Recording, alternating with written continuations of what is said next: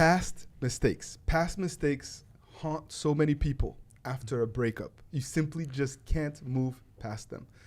And I wanted to know what your experience has been in coaching sessions, helping individuals to overcome their past mistakes in order to rebuild a new relationship. Yeah, I think I want to say that this episode could be the most important one in their entire life, not just the breakup. Wow. I think it's time for us to expand a little bit the topic and give more personal development advice as well and share some stories. But of course, it will be centered around breakup. But I really want to hear your thoughts on this topic about the breakup, the mistakes, and the fact that this will haunt our emotions, our mindset, our thoughts as well. The one thing that I want to say is this. I started becoming a coach in 2007, and it's only in 2009 that a woman named Maud came to me and asked me advice. And she sent me a long email. She said, Alex, I have a lot of regrets. I have a lot of regrets for my past mistakes, the fact that I didn't give love to they were fiancé, not husband, but almost. And engaged, yes. And so I really want to make up for my past mistake. And since 2009, I heard these words thousands of times. Literally thousands of times. I can't live with my mistakes. I feel so guilty. I really want to make up for them. And usually the people that come to me, they stay in their mistakes. They are just so feeling guilty that they cannot evolve, they cannot grow, they cannot learn. They are staying in the past. When we want to get back with someone, or just when we want to make up for the past mistake, in my philosophy, it's very important to show that we have changed. Not just to say it, but to show it with actions. That's why I love today's topic, because you cannot get your ex back. You cannot ask for forgiveness in any area of your life if you don't show that you're winning, or that you have done some actions that will prove that the mistakes won't happen again. So there is this quote in French that say, if it happens once, it's not your fault, but if it happens 2 times, it's your responsibility. Yep. So if you do one time, one mistake, everyone can make mistakes. I do mistakes, less than you, but I do some mistakes. But the reality is that when it happens multiple times for the same mistake, it's your full responsibility. And instead of being sad, or instead of being, scared, or instead of blaming yourself, just try to focus on action. This is what I tell the people I coach. And I think it's the most important topic, because so many people won't get their ex back, or won't receive a better relationship, or they won't be able to connect with the person they want to connect with because of their feeling of guilty, basically. I agree. I'm coaching quite a few individuals right at this moment that are going through that challenge. Mm-hmm. And the pattern that I see is that you are constantly seeking validation from this other person. And so, in essence, you're giving away your sense of peace, your sense of emotional control to someone else out of guilt. And by doing that, it's very difficult actually for the other person to trust you again, because they sense that you're doing things to get a reward or to get a sort of approval. And in order to overcome this sense of guilt and this sense of shame, and for them to forgive you, you must forgive yourself. You must really do the work to let go of this negative self-image in order to move into a different dynamic. And the reality is that, like you said, everyone makes mistakes, Mm-hmm. right? And the best way that I have found to help people do that is to move away from a success or failure type of mentality, Mm-hmm. and to move towards a process of learning to develop certain habits, learning to develop certain qualities, learning to develop certain communication tools. When you're in a process of learning, everything is learning, whether you're successful or not, right? Whether you have a setback or not, you're learning every step. And it alleviates a lot of the pressure that you're putting on yourself. we all make mistakes. And if you had not made those mistakes, you probably would be still in a very dysfunctional dynamic of some kind. Or there are certain qualities that you perhaps wouldn't be as motivated to address. And so I'm thinking of, in particular, of a young lady that I am coaching now who lives in Colorado, and she was unfaithful. Mm-hmm. And she was unfaithful more than once with the same person. It was a series of bad decisions. And obviously, the person that she was with found out, they broke up, and now they're seeing each other again. They're intimate, they're spending a lot of time together, but she is having a lot of trouble forgiving herself, and he is having a lot of trouble also moving past that mistake. Mm-hmm. And so we're doing a lot of work specifically on this topic in the context of infidelity. Mm-hmm. So I wanted to know, do you have experience with that? And do you find that it's more difficult to overcome these past issues when it's linked to infidelity? Not sure about infidelity. I think it's more general than just the infidelity. So the one thing, if I have to rebound on your story, I would tell that person and everyone that are listening to this podcast, guys, if you don't forgive yourself, nobody will do it for you. It's not that your partner will tell you, oh, it's okay, it's not a big deal, infidelity or not. Oh, it's okay, it's not your fault, I trust you, I love you, everything will be okay, because your partner needs to see you being so confident in your ability to change in the future to make sure that they can trust you again. So I think it starts with us. Like, how can I trust myself, and how can I face the challenges and the situation? Yeah. So I invite my coach, my client, to also really focus on themselves and just be true to themselves. If we come to infidelity, why did I cheat? Did I cheat because I had a bad parents figure before? Did I cheat because I was not happy in a relationship? Did I cheat because my partner gained some weight? Not to find an excuse, but to explain what happened. If we want to make up for the past mistake, usually we need to make sure that we understand what happened exactly without avoiding our responsibility or the reason. That will be step number one. Step number two, I really think that the best way to make up for a past mistake is to create a new dynamic. If we focus not on what happened and all the fears and all the instability, but we focus on, this is what I want to create with you. This is the moment I want to experience with you. Those are the memories I want to make sure that we keep in mind.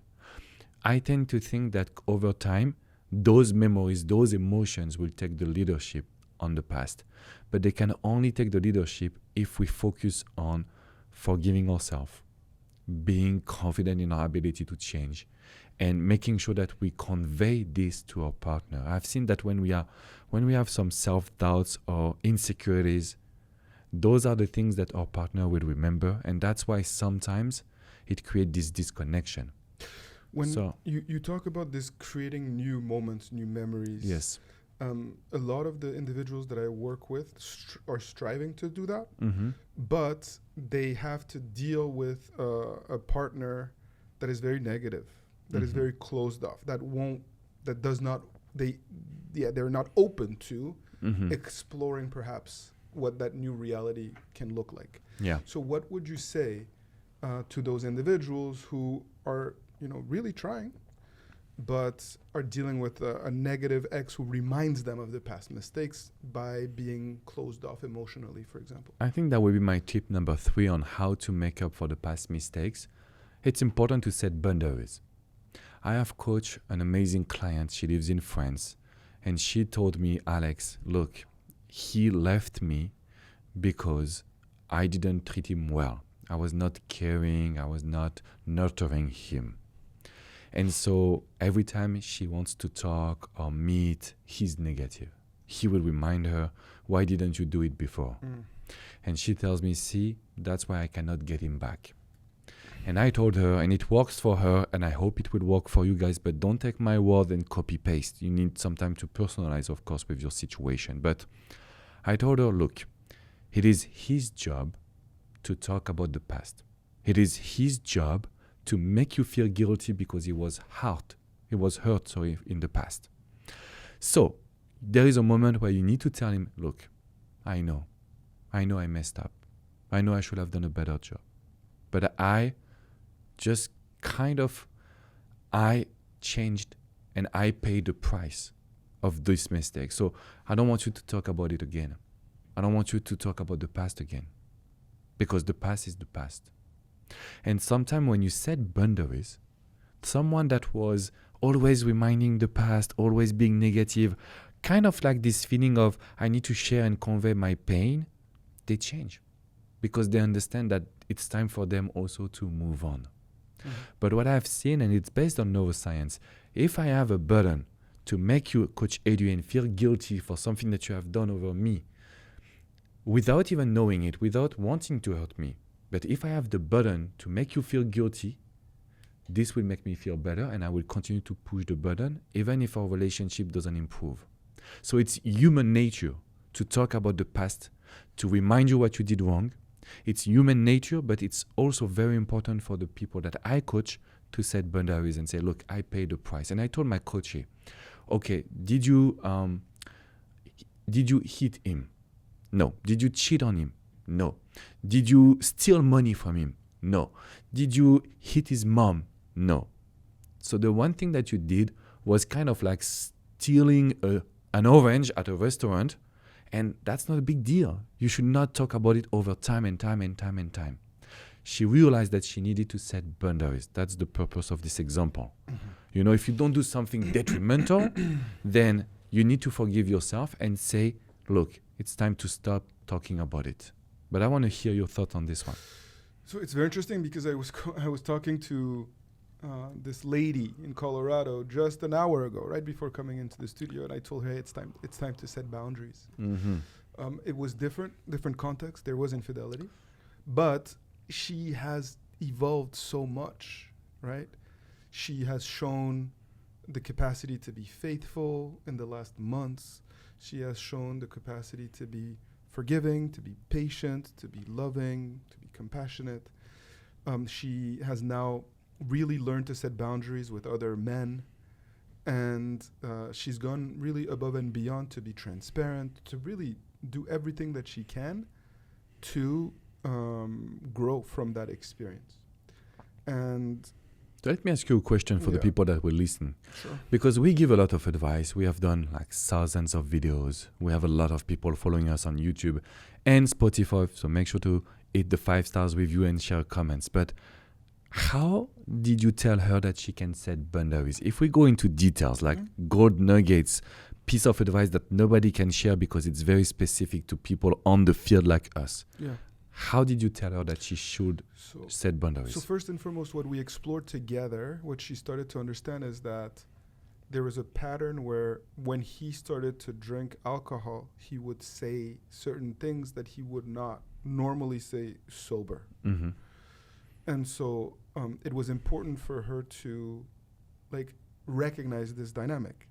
It was also important for her to recognize all of the work that she has done, because for her it was okay. It was acceptable for him to continuously bring up the past or to be negative or to be critical, and that she deserved it. That was her belief. She deserved the pain. She deserved being talked to in a very condescending way because she had made those repeated mistakes. And I told her, listen, just because you've made those mistakes does not give him the right in this moment now to talk to you like that, right? You have grown, you have evolved, and so now it's time when he starts to say these things to call him out, to say, hey, don't talk to me like that. And to also point out to him the fact that when he does drink alcohol, he is out of line and he is saying certain things that he doesn't say when he's sober. Mm-hmm. And I was explaining to her, look, it goes beyond winning him back. If you guys are able to, get back together fully, get married, if he continues to drink alcohol in that way, other problems will arise, and he will still continue to bring this up 5, 10, 15 years, like the button, like you were talking about. Mm-hmm. So I told her that she needs to pull away on her terms. She needs to explain to him that if he's going to continue to drink like that, then they shouldn't be talking. And also, every time he talks to her in a way that is inappropriate or negative or condescending, she needs to say, no, you cannot talk to me like that. And if he continues, then it shows that he is not the right person for you, and that you need to have the strength to really remove yourself from his life, because this man is absolutely in love with her, depends on her emotionally. He's been through so much, but he is very, very insecure, and so he takes out his insecurity on her. He tries to bring her down to make himself feel better. Yeah, I see. And especially when he's drinking. So the boundaries are set around through communication, around the pattern that she has identified as unhealthy. Mm-hmm. I see what you mean.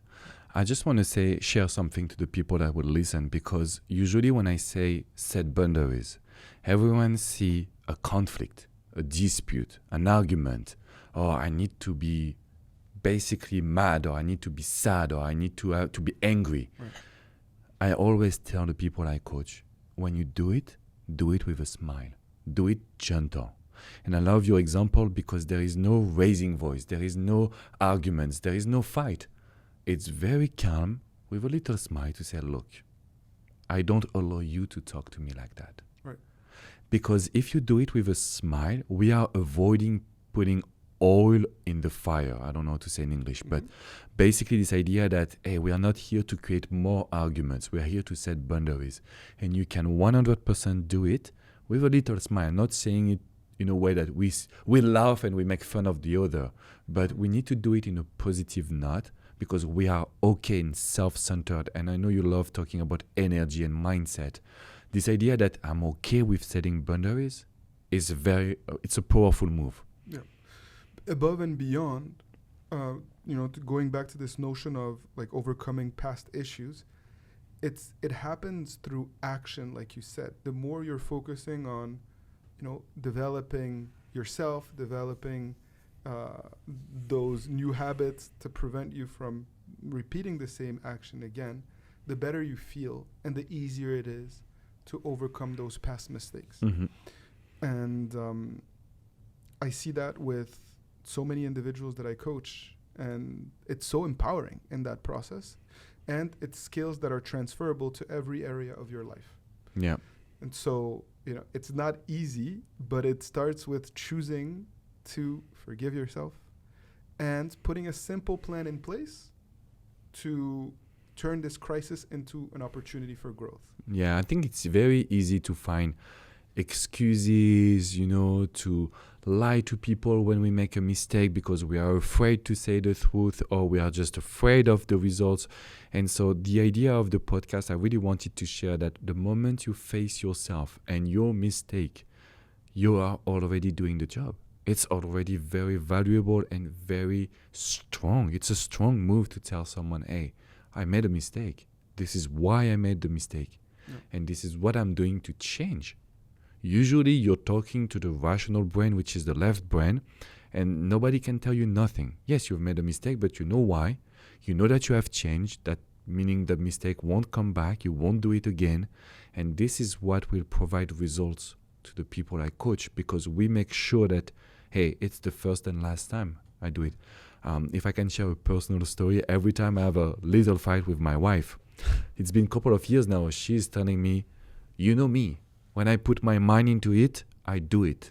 Mm-hmm. So every time I say something that is important to me, and I'm just tell her like how I feel when she does something that is a little bit annoying me. When she says, you know me, I put my mind into it, I know 100% she won't do it again.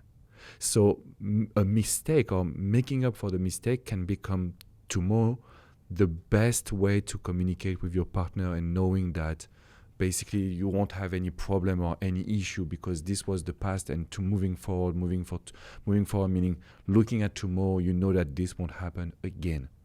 So it's not just a bad thing, it could be a good thing, Right.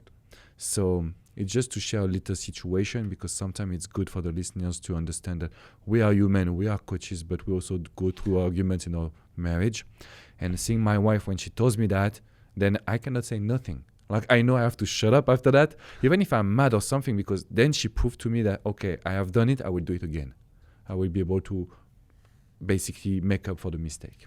What's beautiful about this story is the commitment, the Mhm. fact that you are choosing each other, that you're choosing to continue to move forward together, despite the pain, despite the challenges or the issues that come up, like in any, dynamic. You're making that conscious decision to trust that it's going to be okay and to rely on each other. So thank you for sharing that story. I wanted to ask you, again, linked to the issues in relationships, right? Mm-hmm. What are some of the most common issues that you have seen over the last 15 years that tend to trip people up in relationships? So I have to give you credit, because I was doing a podcast with my wife last week, and I said, look, Coach Adrian described this situation very well. When it's all about understanding how people feel, I learn a lot through our podcast, our communication, our life also. I realized that you're really good at focusing on what the person is feeling and not just what they say. If you look at the example from your coach from Colorado, he says something, but I feel like his words are not what is very important in the situation. What is important is, how does he feel and what makes him feel like this? If she wants to help him not drink alcohol, forgive her, but also just build an amazing relationship. And if there is one reason where you could eventually be better than me as a coach, no, seriously, if there is one thing that you're like the best at, is understanding the feeling. And for me, I was really focusing on the words. So to answer your question, the number one issue in any relationship is that we communicate on facts to be right. And I'm really good at it, but it's not important. We need to communicate on understanding the feelings to have this commitment and also this understanding of the situation. And so learning this was for me a real life lesson, because we talk about this, but it's the same with kids. Yeah. It's the same with friends. It's the same with our parents. It's the same at work with coworkers. And so I had so many issues knowing the emotional intelligence, but I had so many issues sometimes with communication because I was on the facts, not on the feelings. So I would say that's the reason number one people fight. But I want to hear your thoughts, and if you have another stories to share. Just to build on that, it's very easy to feel disconnected from someone that we care about, because there's so many distractions. Life pulls us in so many directions, and we forget we become oblivious to what our spouse or partner, boyfriend, girlfriend feels. And what I've seen over the years is that people do care. It's just that they didn't know, they didn't see, they didn't realize. If you had told me that, you cared about this so much, I would have changed it. The willingness to do good is there, but people don't check in with each other regularly, right? And so this is where I would like to draw your attention, is to make sure that you consciously, intentionally check in with your significant other in order to seek to understand how they're feeling. Why are they coming home stressed and angry? What happened? And be there. You don't even have to solve the problem. You just have to show that you care. You just have to show that you are willing to listen and provide love in whatever ways that you can. Is it possible for you? Because for me, I'm still like, when I hear anyone telling me I have this, I want to solve the problem. Yeah. I wonder if it's a man. It's a man thing. It's a man thing, right? It's a man thing, so definitely. Did you develop the ability to just listen and don't fight? Yeah, I had to. My wife talks so much, I have to. You know that. So no, but in reality, it is if you put your mind to anything, like your dear wife says, you can get better at it, right? And also, I realized that actually most people already have the answers. They already know. They just need to vent. They just need to convey their pain. They convey their frustration. And so if that's what they need, then I try to meet the need, you know? Okay. But yeah, it's definitely something that I've been intentional about trying to develop over the last few years. And it helps me with my ego too. Okay. Yeah. That's very interesting, because for me it's still a challenge, to be honest. Mm-hmm. Not just even in a relationship, in any situation, when someone comes, they have an issue. I mean, like, either we solve it or just go vent to someone else. I'm here. I'm a problem solver. I'm a coach. I want to give you solution. I want to make you get your ex back, save your relationship. And I don't want to hear venting. You know, that's not me. But I'll be working on this. But what I've realized through coaching is that if some people need to empty their emotional bucket in order to then be able to assimilate something new. I see what you mean. So in coaching sessions, people don't come in and I just tell them what to do. I ask questions to get them to really express what's on their heart, to get them to start to think consciously about the challenges, for them to start to connect the dots. And then where I see that they're not connecting the dots, I give them, steps or things to also consider. But for a part of the coaching session, it's just letting people empty what is on their heart, right? So that we can understand what they're going through, but also so that they're now receptive to new ideas. Because if you don't listen, people are not willing to listen to you. That's been my experience. Okay. I love it. I want to hear your thoughts on the comments, guys. I want to hear if it's a men thing or if women, you feel also sometimes that men wants to vent and you just have to listen, not give them solution, to not touch their ego. I think that's a very important topic. So I love the idea that we share, that it's very important to look at the feeling and not just the words. And your mention was check on your partner. I think those are the things that will help you get your ex back, save your relationship, create better relationship with anyone surrounding you.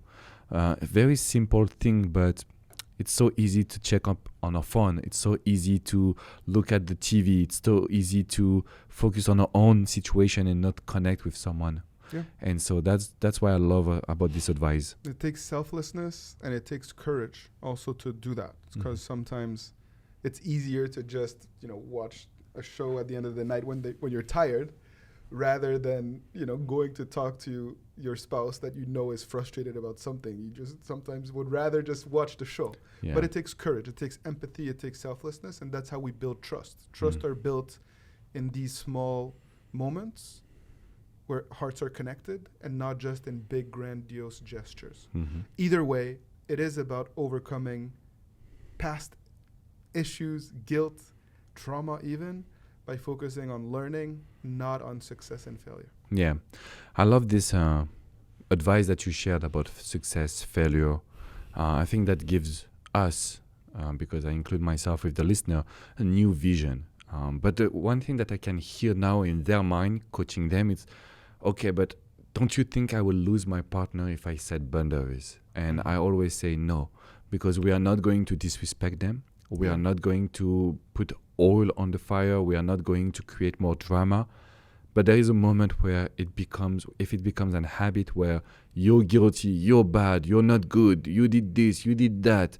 Yeah. There is a moment where we need to stop this. I like when I'm so happy that you talked about the meaning of boundaries and how it finds expression. And I think we can explore that more. To me, boundaries means self-respect. Boundary means cultivating a healthy environment, right? So if the environment is not healthy, we must do something about it. Otherwise, the relationship will be unhealthy. And sometimes it's our actions, and sometimes it's our partner's actions that's contributing to this unhealthy dynamic. But you must respect them. They must respect you. And if you find that their words, their actions, their demeanor is disrespectful, you must stand up for yourself the right way. And sometimes that means gently, with a smile, letting them know, hey, that was hurtful, because maybe they're not realizing it. But in other cases, they know what they're doing and they continue. And this is where you need to pull back and let them know that you are prepared to walk away if this dynamic doesn't change. And I want you to hear that to conclude this podcast, guys.